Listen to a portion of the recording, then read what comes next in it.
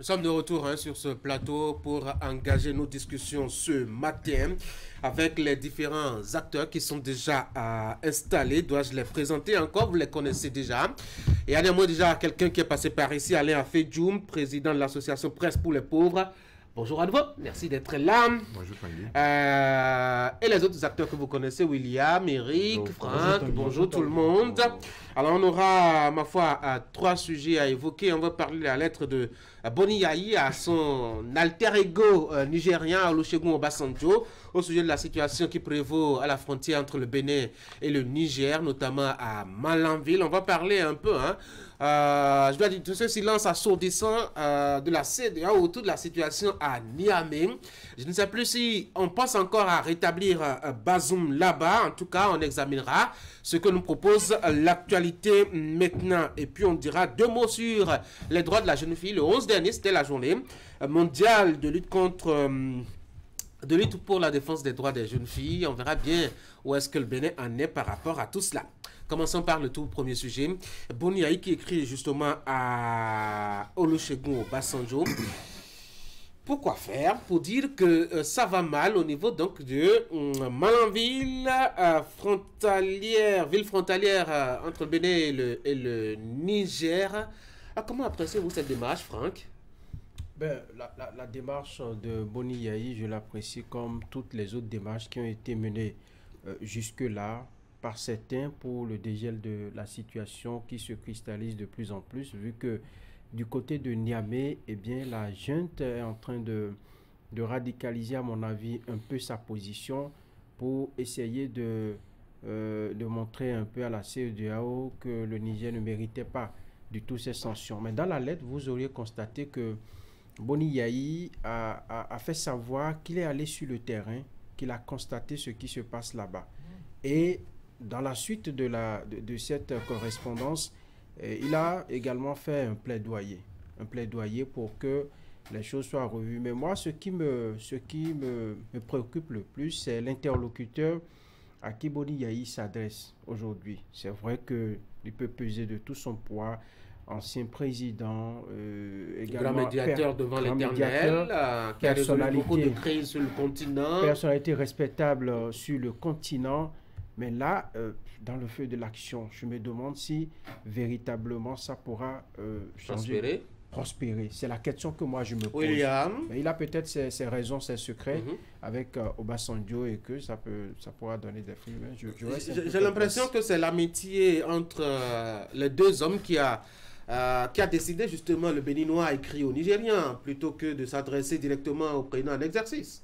Quelque part, oui, entre Boni Yayi et Obasanjo, c'est une amitié de vieille date, et c'est réciproque.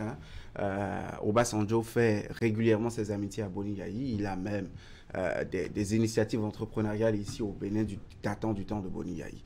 Et cela me fait accorder mon violon au vôtre sur cet aspect selon lequel il veut surfer sur une amitié pour profiter de la casquette d'ancien président. Bien écoutez, vous savez, au Nigeria, il y a ce clivage, il est peut-être un peu tribaliste, mais il y a la réalité selon laquelle les chefs d'État d'une certaine région du Nigeria s'écoutent mieux. Donc, un Obasanjo pour conseiller un Tinubu est plus facile que Buhari ou Goodluck Jonathan peut-être. Et Obasanjo, comme vous l'avez rappelé, a cette expérience en matière de médiation. Mais l'initiative est bonne, mais venant peut-être de la mauvaise personne. Le courrier date du 11 octobre. Et je ne sais pas, le week-end écoulé, le 13 et le 14, Yayi s'était déjà fait investir comme un griffe chef de file de l'opposition parce qu'il prend la tête de la première formation politique d'opposition au Bénin. Est-ce que ça biaise la démarche? Ça biaise la démarche en ce qu'il n'est pas un ancien président passif qui peut, du haut d'un grand recul de la scène politique, faire concilier des positions au profit d'acteurs qui sont des protagonistes actuels, mais il est aujourd'hui d'une manière ou d'une autre dans la danse politique et c'est sûr que depuis ce week-end, ça réfléchit, ça cogite à une certaine vitesse dans le camp de la mouvance présidentielle. C'est peut-être un contexte qui n'est pas forcément propice à une médiation venant de Boni Yayi sur initiative. Sinon, l'initiative en elle-même, elle est oui, mais est-ce que ce n'est pas peut-être pour se sauver de cette éventuelle accusation qu'il passe par un ancien président quitte à ce que lui-même juge de la pertinence et de l'objectivité des remarques qu'il fait et des propositions qu'il fait. Vous savez, une action, si un mot ne peut se comprendre hors d'un contexte dans une phrase, une action de même ne peut avoir tout son sens si on occulte le contexte dans lequel on la pose. Je crois que Bouni Yayi s'est mélangé les pédales dans l'agenda et je pense très sincèrement, je ne sais pas si c'est mon anglais ma traduction anglaise qui m'a trompé, il parle d'un rapport au président Obasanjo. Il dit avoir documenté la situation sur place, il a des données, il a des chiffres en matière de transporteurs, les usagers. Et là, quand on a fait ce travail, justement, quand on a fait ce travail scientifique et que du haut de sa médiation, il paraphe à la fin en mettant ancien président de l'Union africaine. Quand on veut profiter de cette expérience qu'on a eue en politique, 2 jours après, on ne va pas se faire investir. Eric. Je pense que Yayi Boni, dans son document, a fait état de la situation actuelle à la frontière de Monanville, ce que tout le monde peut imaginer aisément. Parce que quand on ferme une frontière, ça devient une situation préoccupante, surtout pour les transporteurs. Et je pense qu'on n'a peut-être parfois besoin de faire une descente pour apprécier de loin la situation combien critique de toutes les personnes qui utilisent ce trajet. Ce dont je suis certain que même Obasanjo également peut s'imaginer. Alors, même avec toutes les bonnes foi, on peut vraiment apprécier la démarche, mais sans y mettre un peu d'opportunisme politique. William l'a rappelé, le contexte dans lequel le courrier a été adressé. Mais il a écrit sa lettre depuis le 11. Je ne sais pas s'il avait prévu de prendre la tête du Parti Les Démocrates le 13. Est-ce que Yayi Boni est en train de profiter de cette situation pour davantage se donner une très bonne visibilité sur le champ politique? La question reste posée. Toujours est-il que le plus important, c'est qu'on puisse trouver des solutions.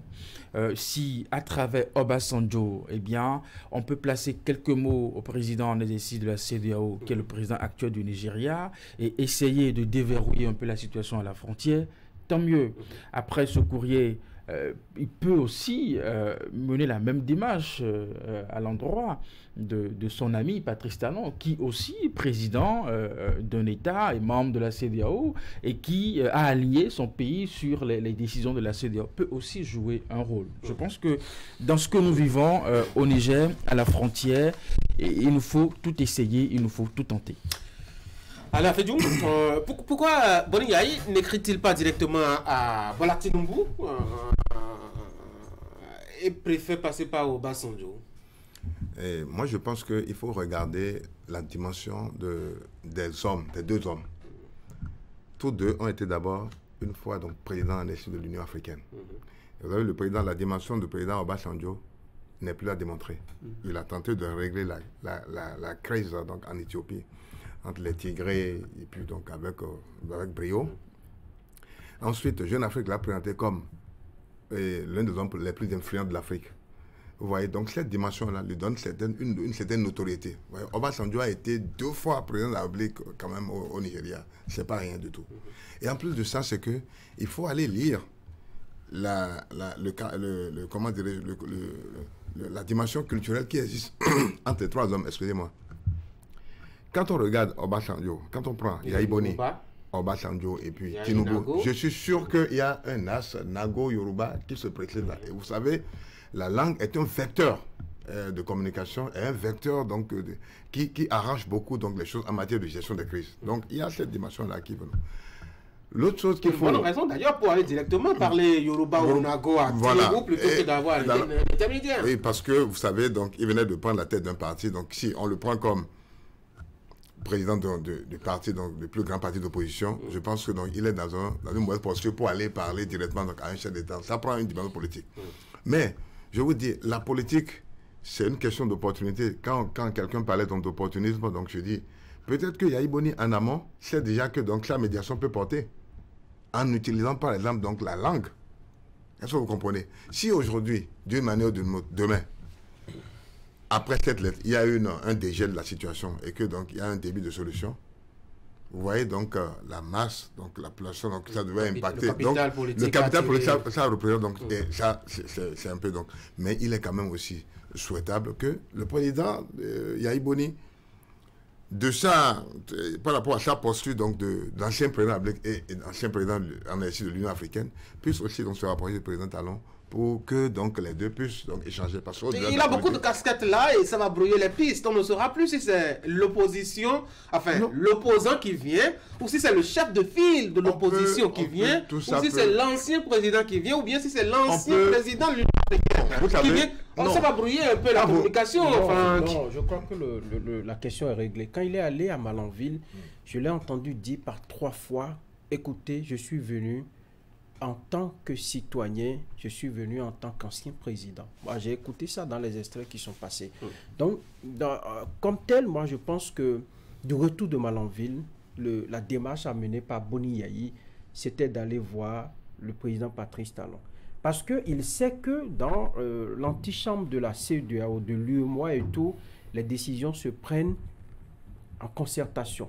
J'ai écouté Maître Robert Dosouké a dit quelque chose de très important. Il dit, aujourd'hui, ça peut jaser du côté du Niger, ça peut faire mécontent, ça peut faire tout ce qu'on veut, mais ce sont les chefs d'État eux-mêmes et signés par les présidents du Niger, du Burkina, ainsi de suite, tous ceux qui sont membres de la CEDEAO, ils ont signé cet accord-là, ce protocole pour dire, lorsqu'il y a ce genre de situation, il y a possibilité d'intervenir, par exemple, militairement. C'est écrit et c'est signé par les autorités lorsque les tests avaient été présentés à ces présidents.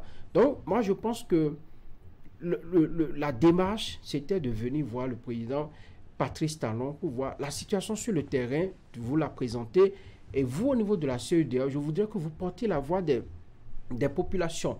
Vous savez, Yayi Boni est un communicateur. Pourquoi c'est seulement au lendemain de ce congrès de Parakou que la lettre est sortie sur les réseaux sociaux? Vous ne voulez pas que la lettre adressée à une personnalité paraisse dans la presse d'abord, avant que ça atteigne l'autorité en question? Il l'a écrite le 11, je crois. Depuis le 11, et nous savons avec quelle célérité les choses apparaissent aujourd'hui sur les réseaux sociaux lorsque ça arrange. Dans tous les cas, on ne peut pas lui en vouloir.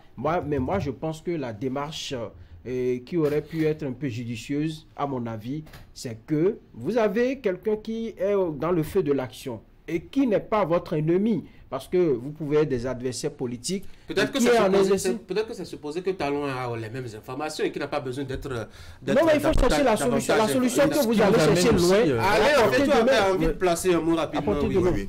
Je voudrais d'abord, donc, si on se met dans le contexte donc, de la CEDEAO, qui devrait être la CEDEAO des peuples, je pense que donc, la démarche donc, du président Yayi Boni n'est pas aussi mauvaise que ça.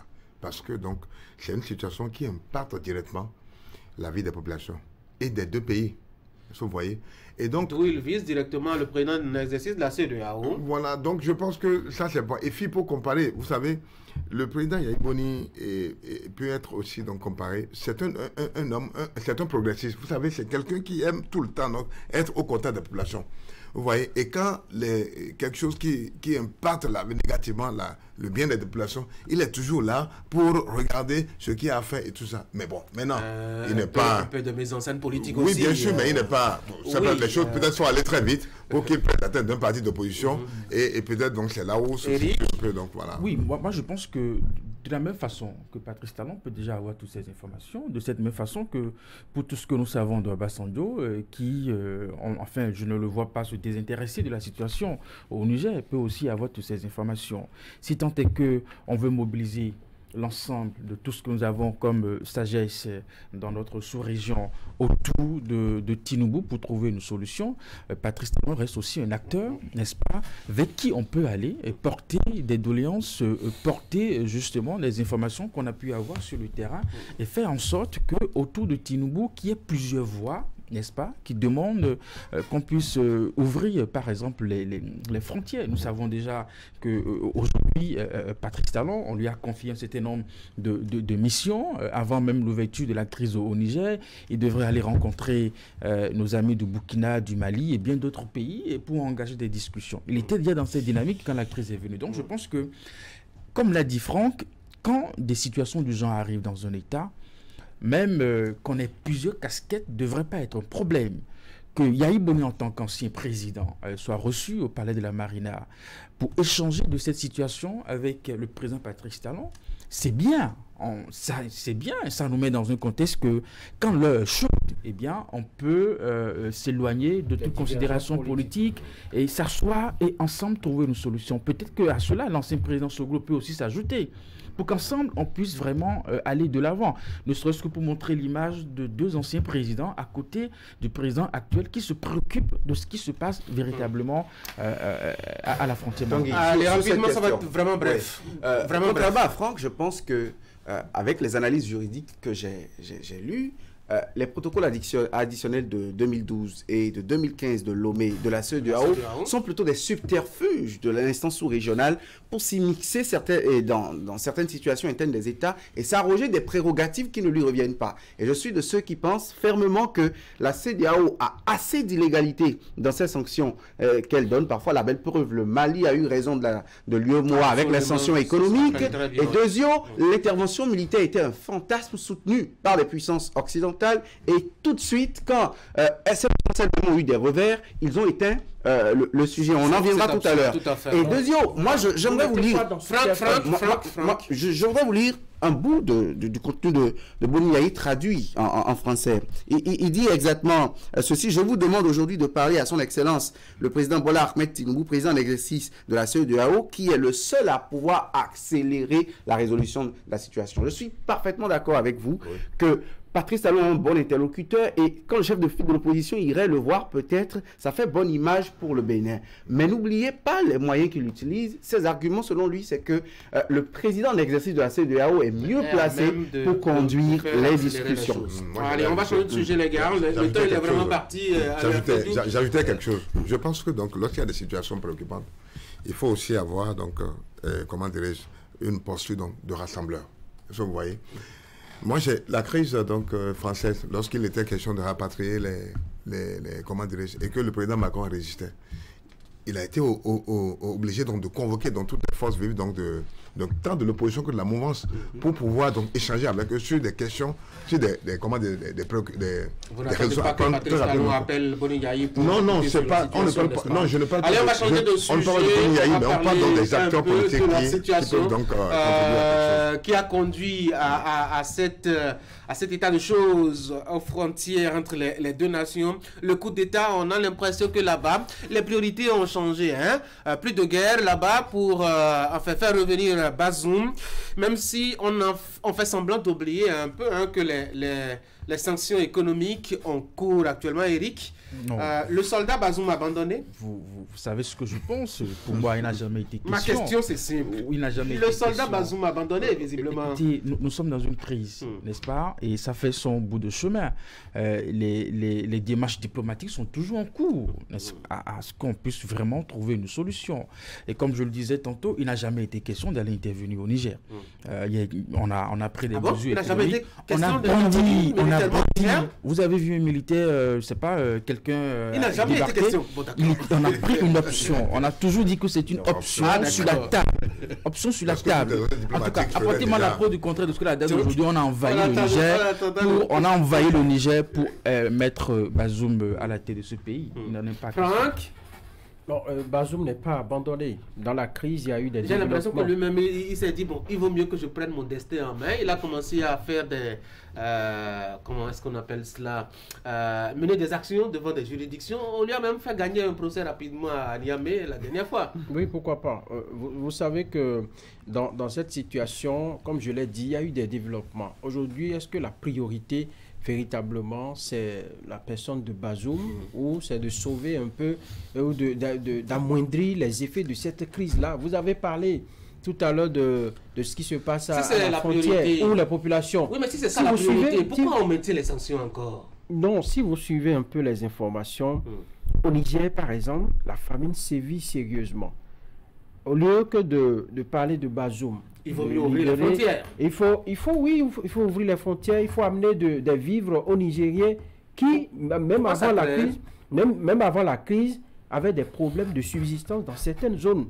aujourd'hui, on va vous parler de ce que il faut enlever les troupes, il faut que les soldats nigériens occupent davantage le territoire. Et donc, Bazoum, son cas peut-être peut revenir sur tapis après, mais il y a des priorités en fonction du développement de la crise. J'aimerais très rapidement dire à Eric que des gens sont tentés de vous dire qu'il y a eu même des tentatives d'intervention. L'intervention a été brandie, mais ils ont parlé plutôt de ce que ce n'est pas une guerre entre des États, mais que c'est une guerre avec une armée précisément, une junte qui est venue au pouvoir s'accaparer. Bon, c'était la religion de nos chefs d'État à l'époque. Aujourd'hui, je ne sais pas s'ils se sont reconvertis. Mais je pense très sincèrement que même Boni Yayi demande à ce que Bazoum soit libéré. Moi, je suis foncièrement contre le fait qu'un individu, qu'une personne, elle a beau être le chef de l'État ou l'ancien chef de l'État ou le dernier des citoyens d'un pays, qu'on le prive de sa liberté. On prive sa famille de liberté pendant des jours sans explication au nom de ce qu'on est dans un bras de fer avec une puissance occidentale. Mais des chefs d'État de la Chine. Il a de l'eau, il boit tranquillement à la maison, il mange à sa faim, il a un abri. Le minimum. Et pas de moindre, c'est pas sûr que ce soit quelque chose qui ressemble à ma case. Hein, je suis d'accord. Qui sert de résidence. Ce que vous caricaturez a peut-être l'air de franc ou de vrai, mais au fond, tel que nous demandons le minimum social vital pour tous les Nigériens en droit de médicaments, en droit de consommables médicaux, en droit de vivre, ainsi Bazoum a besoin de sa liberté, d'être libre de tous ses mouvements. Donc pour moi, la question de la détention d'un ancien chef d'État, fut-il chef d'État, ou d'un citoyen sans procès, au nom du fait qu'on l'a juste démis de ses fonctions, pour moi, est absurde. Quand j'ai fini de dire ça, j'ajoute que nos chefs d'État africains, le niveau actuel de la situation nous montre non seulement qu'ils ont vraiment fait une mauvaise lecture, qu'ils y sont allés trop précipitamment avec un zèle, une hardiesse qui ne dit pas son nom et qui aujourd'hui les met d'une manière ou d'une autre dos au mur, mais cela prouve qu'on devrait beaucoup plus avoir de froideur devant les situations de crise pour avoir des mesures beaucoup plus humanitaires, des mesures qui nous ressemblent. Parce qu'aujourd'hui, après tout le tapage que moi j'ai vu, je sens un statu quo ou un retour progressif bientôt à l'ordre. Et moi, j'appelle ce retour au plus vite. Moi, je pense qu'il faut franchement lever le verrou sur les frontières. La dernière phrase que vous allez ajouter, ça fait longtemps que vous avez la parole. Et que les Nigériens retrouvent la paix. Ah oui, aller à Fédiou sur place, on a l'impression que les militaires, c'est triste de le dire, gagnent la bataille. Depuis un bout de temps maintenant, et c'est le dernier événement en date, les militaires français plient bagage, alors même que rien n'a changé dans le fond, dans tout ce que la CEDEAO demandait. Oui, ben, moi je pense que donc, autour de tout ça, il y a une forme d'hypocrisie qui dit pas son nom. Et c'est la diplomatie. La diplomatie, vous savez, il y a beaucoup d'acteurs qui interviennent dans l'ombre, donc des conciliabules que personne donc n'a vraiment donc le temps d'appréciation. Moi, je pense que donc Bazoum n'est pas au-delà de tous les Nigériens. Il a été chef d'État, une situation est arrivée. Je pense que donc il faut voir les choses, voir la réalité en face, qu'il accepte donc de partir, ou alors parce que le problème c'est qu'il a refusé de démissionner. Et puis les gens lui font des promesses qu'il ne doit pas démissionner, on doit le réhabiliter. Le réhabiliter pour se faire garder par qui? Moi, j'ai vu le peuple nigérien, les militaires, ils ont une violence terrible. Et les gens savent que, donc, comme c'est un jusqu'au boutiste, il peut... Hein, non, mais attends. Lorsque vous voyez donc, ce peuple-là, donc, je ne sais pas si vous êtes allé au Niger une fois, c'est une de traduction. C'est des gens qui sont vraiment... Ils sont très agressifs. Et dans cette situation, un ancien chef d'État qui a des tentacules, qui arrive à saisir les uns les autres pour pouvoir, donc, revenir au pouvoir, peut-être considérer une menace pour donc, ceux qui l'ont démis de ses fonctions. À partir de ce moment-là, les gens n'ont aucune envie. Ce qu'il a lieu de faire, c'est de protéger donc sa libération. Et d'ailleurs, lui-même, Bazoum, je ne sais pas s'il a été mal conseillé, il a saisi des juridictions pour pouvoir donc se faire libérer. Alors, quand on a regardé donc, de très près, on se rend compte qu'il est en train donc, de pouvoir reconnaître les autorités qui sont en place. Vous savez, des actions juridiques, vous entendez contre un pays où il y a des gens qui sont en place, vous savez une juridiction. Alors vous dites, vous ne reconnaissez pas les institutions en place, tout ça, et vous saisissez en même temps non, pour vous faire, donc, pour la justice de l'exécutif. Oui, voilà, donc je suis d'accord, mais quand il y a coup d'État et que vous refusez, vous ne reconnaissez pas des institutions, cela s'étend aussi donc, aux institutions judiciaires. à sa place, j'allais donc partir tout simplement. Pour facile. Vous gagnez une élection. Non, mais oui, parce que universel, vous gagnez une élection. L'intérêt général. Parce que peut-être des militaires sont censés vous garder assurer votre sécurité. Ils ne sont pas dans la même dynamique que vous. On vous dépose simplement. Plus proche de nous. Ça fait vraiment. Vous savez, plus proche de nous, en Côte d'Ivoire, lorsque donc le président Gbagbo, il y avait une crise, il a refusé de partir. Finalement, donc, il est parti, mais ça lui a valu donc 10 ans d'employé à la CPI. Je pense qu'aujourd'hui, si c'est à refaire, il n'allait pas. Peut-être Bazoum, il a accepté donc de partir. On ne va pas faire la promotion du non-droit quand même. Hein, non, je suis d'accord. Non, le non-droit, non, écoutez, je ne fais pas la promotion. Je suis d'accord pour que dans l'ordre constitutionnel soit rétabli, je suis d'accord. Mais à situation exceptionnelle, mesure exceptionnelle, on parle des vies. Je dois dire que le peuple nigérien est un peuple hospitalier, c'est un peuple, si vous ne tapez pas sur les nerfs de quelqu'un, il ne va pas montrer sa violence, nul n'est méchant volontairement. 2, si Bazoum intente un procès, il intente un procès devant des juridictions supposées indépendantes ou indépendantes. Indépendantes dans tous les cas. Dans tous les cas, ce sont des juridictions, et comme l'a si bien dit William, les pouvoirs sont séparés. Et c'est parce qu'il croit encore à la justice de son pays qu'il est allé devant les juridictions. Aujourd'hui, la junte est dans l'illégalité totale. Le président Bazoum, même si on reproche, on dit que c'est à la suite d'une mascarade, tout ce qu'on veut, il a été imposé ou les votes ne sont pas bien. À la fin du processus, c'est lui qui a été élu et investi dans ses fonctions. La junte qui est là n'a pas été investie par le peuple nigérien en réalité. Eux, ils ont pris le pouvoir par la force des armes et donc ils sont purement dans l'illégalité. Aujourd'hui, comment est-ce qu'on s'en sort véritablement? Je ne sais pas. Alors on continue à regarder la militaire. Je pense que la CEDEAO doit accélérer les choses pour ouvrir les frontières et pour qu'on puisse s'occuper du cas Bazoum. Eric, comment on s'en sort? Non, je pense qu'on ne se tait pas.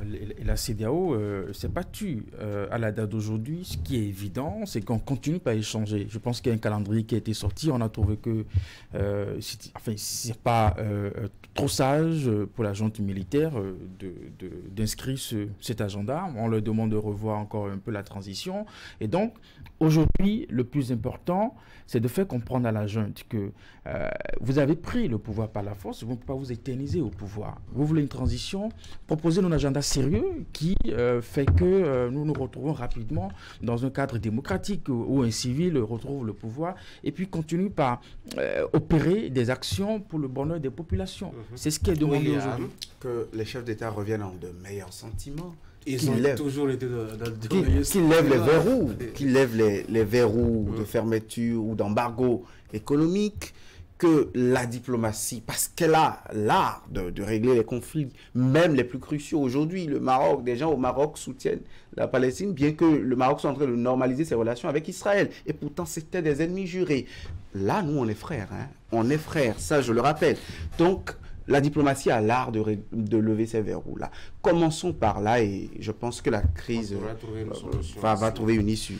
Comment trouvez-vous la situation de la jeune fille au Bénin?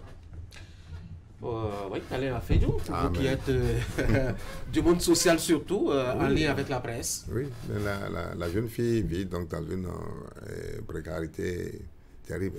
La jeune fille est vulnérable tout court. Vous savez, tout le temps, donc, il y a des luttes contre les violences faites aux jeunes filles, aux jeunes femmes. Donc voilà, les gens abusent donc d'elles. Et je pense que donc il y a du travail. Il faudrait continuer, donc pas faire donc les plaidoiries, donc les luttes pour que donc les droits de ces jeunes filles-là soient protégés. Et je pense que c'est très important. William, ce n'est pas quand même le cadre légal qui manque.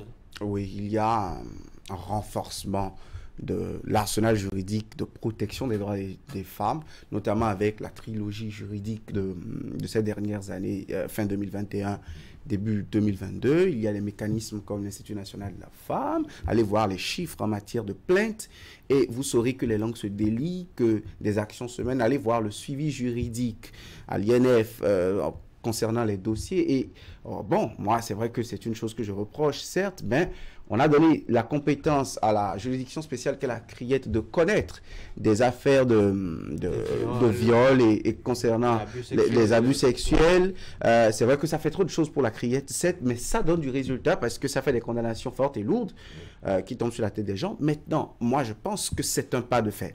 un pas qui est fait et qui est apprécié.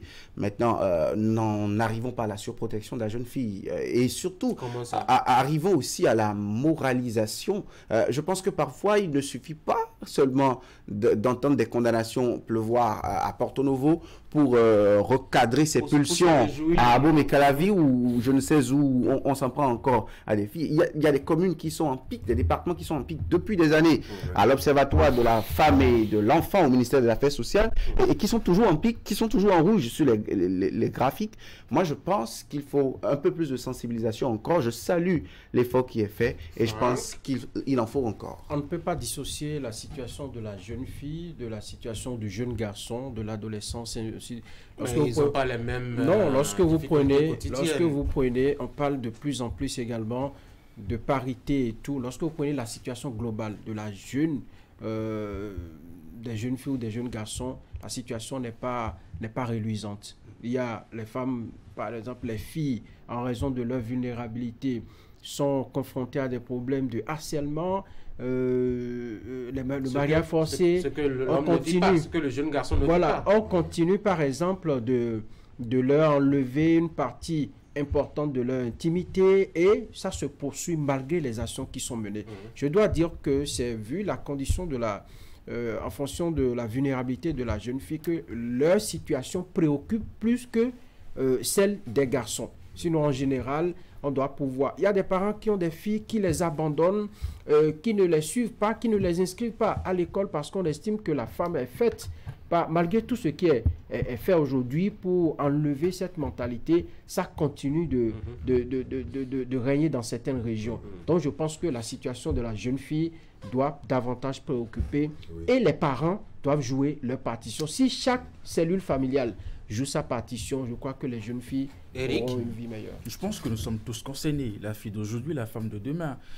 William l'a rappelé, il y a un cadre législatif qui a davantage renforcé cela, qui accorde plus de protection, d'extension également pour toutes ces personnes qui portent entorse à l'intégrité physique de nos sœurs, puis de nos femmes.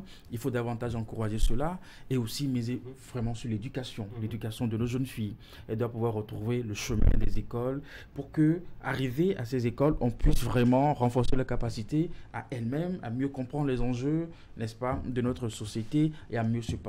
Je pense que là-dessus, il faut davantage travailler à ce que les filles soient davantage scolarisées. Je pense aussi qu'il y a un travail quand même qui est en train d'être fait, même si les résultats ne sont pas forcément à la hauteur des espérances. En tout cas, on espère une accélération et surtout en milieu universitaire, il y a une action très forte que le gouvernement a essayé de faire et que moi j'ai beaucoup salué, la mise en place donc, du département de la délégation de l'éthique. Aujourd'hui, lorsqu'une jeune fille se sent donc lésée à l'université, elle peut porter plainte et obtenir. Il y a les sanctions donc, pénales. Et surtout, il faut surtout éviter la surprotection, comme il dit si bien, William, de la jeune fille. La promotion des droits de la jeune fille ne devrait pas être interprétée comme, je dois dire, une sorte d'accusation d'inculpabilisation du jeune garçon aussi, parce qu'on a l'impression justement que il y a quelques actes qui sont posés au nom du droit de la jeune fille qui lèsent aussi, je dois dire, la situation du jeune garçon. Et puis ailleurs, on a vu des cultures qui sont très fragilisées parce que justement la femme a été surprotégée, elle a tous les droits sur l'homme. Je ne sais pas si l'objectif c'est d'en arriver à une telle civilisation. Mais on peut comprendre ça. Vous savez, il y a quelques années en arrière, comme l'a dit William, nous avons vécu des situations terribles. Absolument. Sur les questions de violence sur les femmes. Donc il y avait une surviolence. Donc on peut aussi comprendre la surprotection. Par rapport à ça. Allez les gars, bonne journée à tous. Mesdames et messieurs, voici après la pause, immersion avec Ouliat Sanoussi qui nous propose d'aller en atelier. C'est son habitude les mardis matins. Cette fois-ci, on va s'intéresser à quelqu'un qui est couturier. Mais sa singularité, c'est qu'il se propose de vous faire vos costumes. Est-ce que vous êtes un homme? Est-ce que vous êtes une femme et vous aimez les costumes? Vous avez une bonne adresse.